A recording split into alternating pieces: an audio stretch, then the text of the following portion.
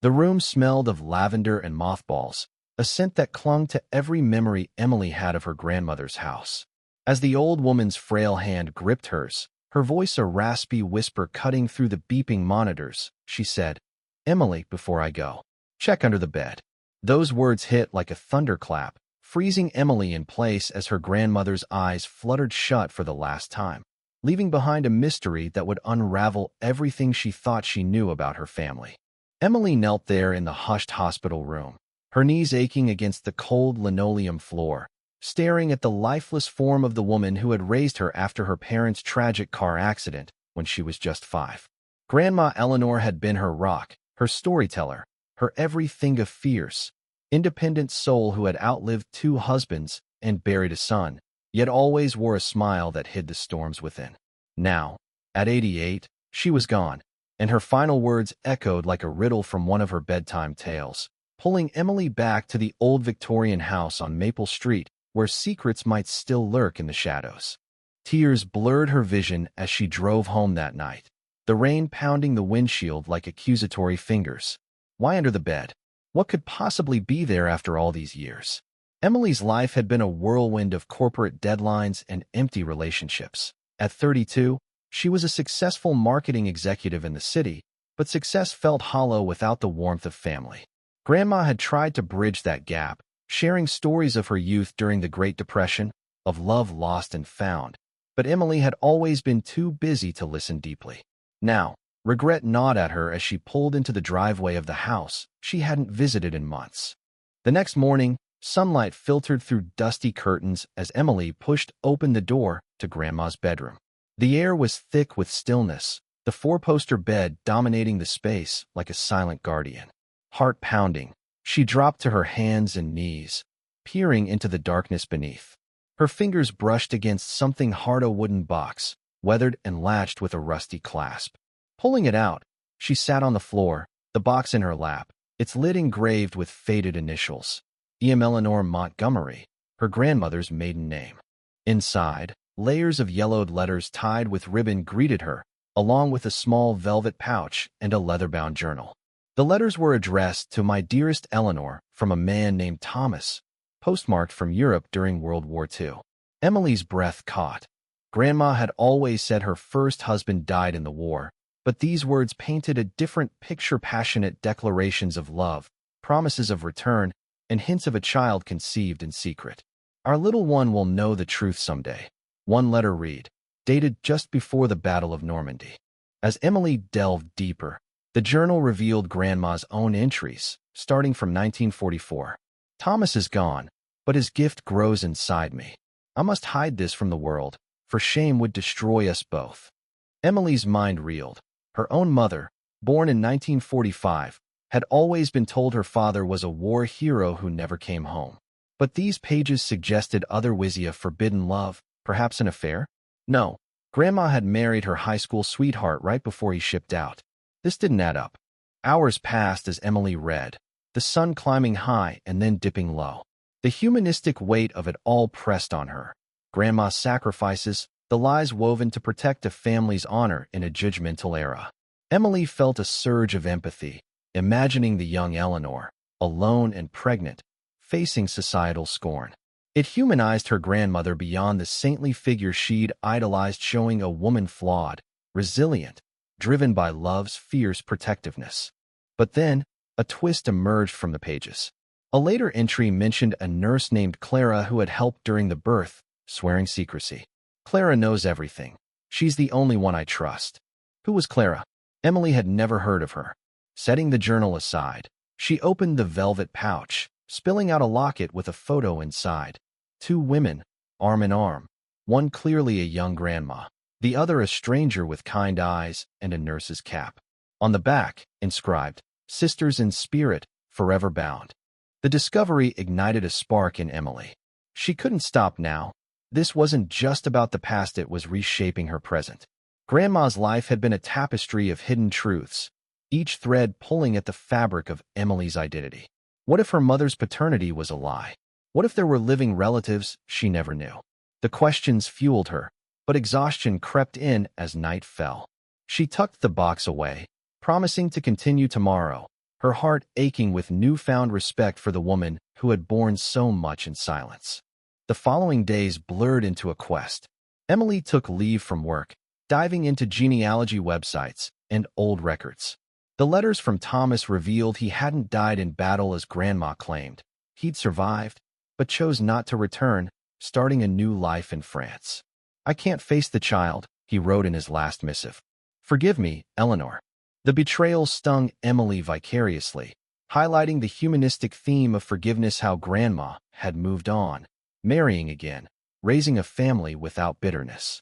Yet, the nurse Clara nagged at her. A search through Grandma's address book yielded a faded number in a nearby town. Dialing it with trembling fingers, Emily reached a voicemail. "This is Clara Benson's residence. Leave a message." Her heart leaped. Clara was alive. At 85, perhaps she held the key to unlocking more. Meeting Clara changed everything. The elderly woman welcomed Emily into her cozy cottage, eyes widening at the mention of Eleanor. "Your grandmother was my best friend," Clara said, voice quivering. "We met during the war. I delivered your mother in secret." As they sipped tea, Clara unveiled the twist. Thomas wasn't the father.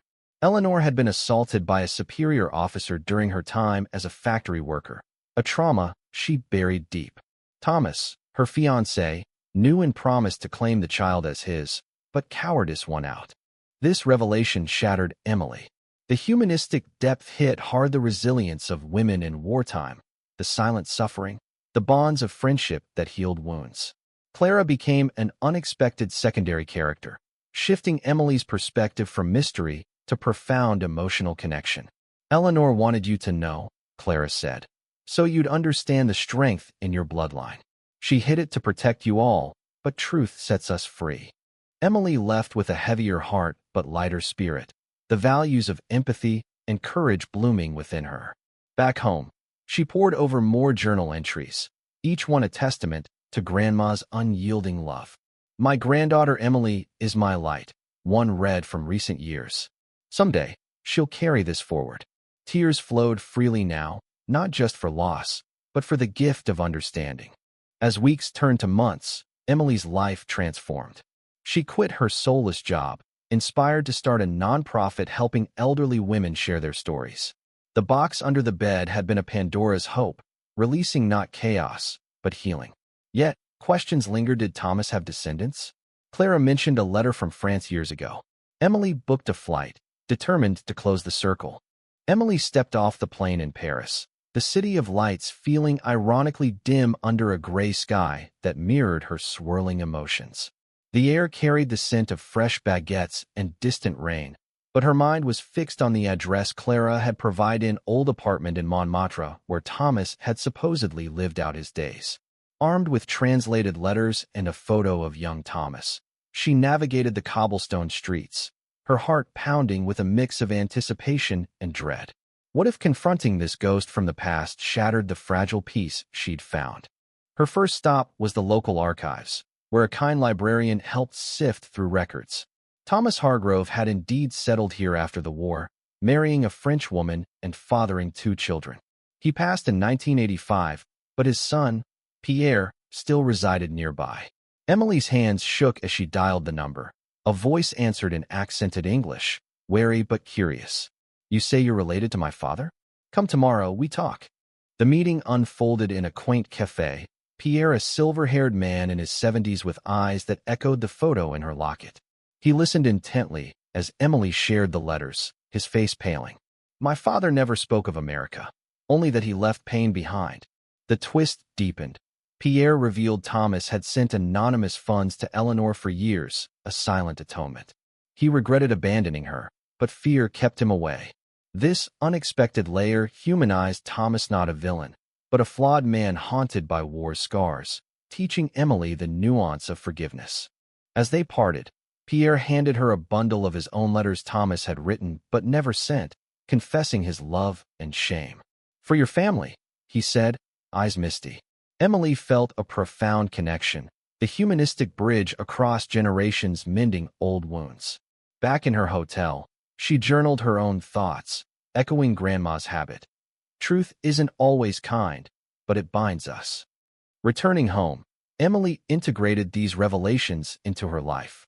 She visited Clara often, the two forming a bond like surrogate family. Clara's stories added color, Eleanor's laughter during hard times, her quiet acts of kindness. One afternoon, Clara introduced another surprisingly distant cousin, Maria, whose mother had been Eleanor's wartime confidant. Maria, a vibrant artist in her 60s, brought sketches of young Eleanor, injecting joy into the narrative. This secondary character shifted Emily's emotions from sorrow to celebration. Maria's tales emphasized resilience. Your grandma taught me to paint through pain. Now, I teach others. Inspired, Emily incorporated art therapy into her nonprofit, watching elderly women blossom as they shared suppressed stories. The humanistic value shown storytelling as healing, turning isolation into community. Yet, challenges arose. Emily's aunt, her mother's sister, reacted poorly to the truths, accusing Emily of dredging up scandals. Let the dead rest, she snapped during a tense family dinner. The confrontation forced Emily to defend the legacy. Grandma wanted us to know her fully, flaws and all. It's how we honor her. Slowly, the family mended, bonds strengthening through honest dialogue. Emily's personal life evolved too. She met David, a historian volunteering at her nonprofit, his gentle nature drawing her in. Their dates involved walks through parks, discussing history's human side.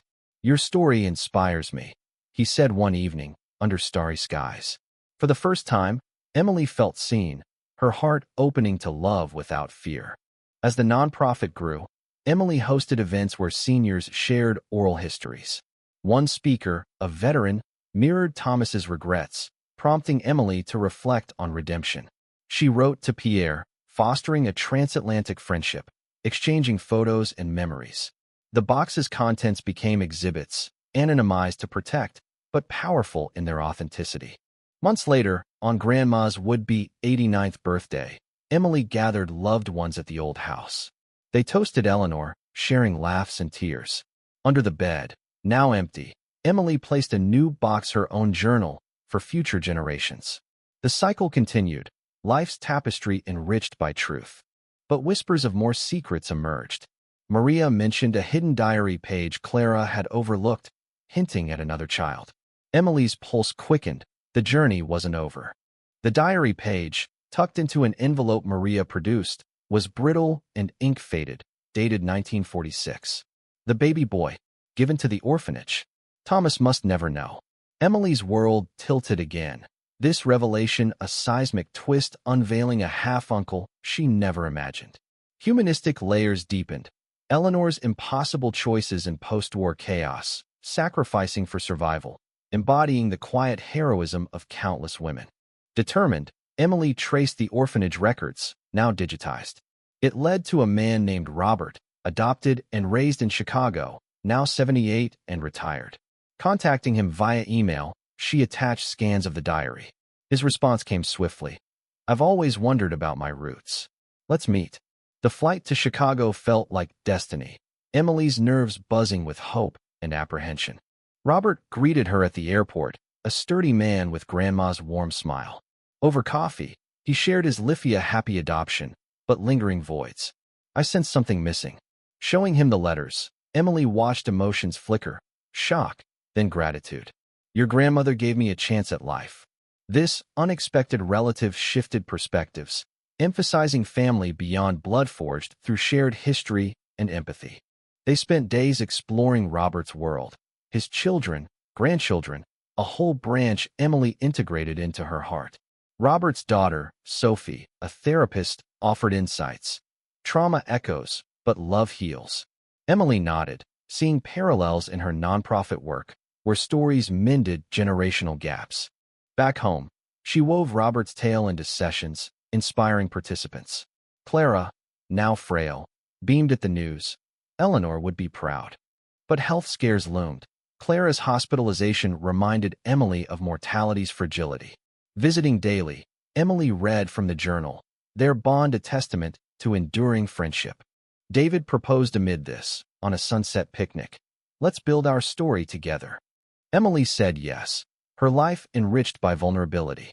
The wedding, small and intimate, included new family Pierre via video, Robert walking her down the aisle. Vows echoed humanistic values, honoring past pains while embracing future joys. As the nonprofit expanded nationally, Emily faced backlash from conservative groups decrying exposed scandals. A heated debate on local TV tested her. These stories humanize us, showing strength in imperfection. Support flooded in, affirming her path. Yet, another twist arrived via postal letter from France, Pierre's sister uncovering Thomas's wartime diary. He searched for Eleanor in 50, but thought her happy. This nuanced Thomas further, portraying regret's lifelong grip. Emily shared it with Robert, fostering closure. Holidays became reunions. Clara, Maria, Robert's clan blending with Emily's. Laughter filled the old house, once silent. Emily, pregnant now, rubbed her belly, whispering to her child, "You'll know Grandma's strength." Challenges persisted. Aunt's resentment thawed slowly, but progress came through talks. Emily's book, Under the Bed, Hidden Legacies, chronicled it all, royalties funding the nonprofit. On a quiet evening, Emily revisited the bedroom, placing ultrasound photos in her box. The journey, sparked by final words, had transformed isolation into connection, proving truth's redemptive power. But a phone call shattered peace. Sophie, reporting Robert's discovery of another sibling clue. The web widened. The clue was a faded birth certificate from 1947, hinting at twins Robert and his sister separated at adoption. Emily's breath caught. The humanistic saga expanded, underscoring separation's pain and reunion's joy. With Sophie's help, they traced Lillian, now 78, living in Seattle as a librarian. Meeting Lillian was magical, identical to Robert in mannerisms, her eyes lighting at the diary. "I dreamed of family." Stories flowed her solitary life, now illuminated. This secondary character, another surprise, emphasized resilience. Lillian's quiet advocacy for adoptees mirrored Eleanor's spirit. Integrating Lillian, Emily hosted a grand reunion. Pierre flew in, meeting siblings his father abandoned. Tears and toasts celebrated forgiveness, humanistic threads weaving a global tapestry. Emily's daughter, born months later, was named Eleanor. Cradling her, Emily felt the legacy. Check under the bed. Little one life's treasures hide there. The nonprofit thrived, documentaries featuring their story inspiring millions. Years passed. At 40, Emily reflected on changes. David's support, family's growth, all stemmed from that whisper. Clara passed peacefully at 90, her funeral a celebration of bonds. On Grandma's centennial, Emily unveiled a memorial, the box's contents in a museum exhibit. Visitors connected, sharing tales, proving storytelling's power. Yet, life twisted again. A DNA test revealed distant cousins, war descendants. Emily embraced them, the circle ever widening. Her book's sequel chronicled it, emphasizing empathy's triumph over division. With David, they traveled, speaking on healing. In quiet moments, Emily knelt by the bed, grateful for the words that changed everything. The humanistic essence loves endurance, truth's liberation defined her. As granddaughter grew, asking questions, Emily began. It started with a whisper.